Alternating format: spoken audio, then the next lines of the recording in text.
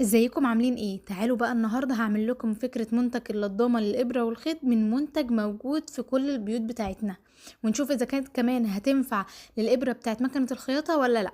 كانوا زمان بيقولوا لنا نعمل الحركة ديت عشان الخيط يدخل جوه الإبرة، بس الحركة دي ما بتنفعش. احنا محتاجين بقى النهارده إبرة وخيط ومقص ومقشة معانا.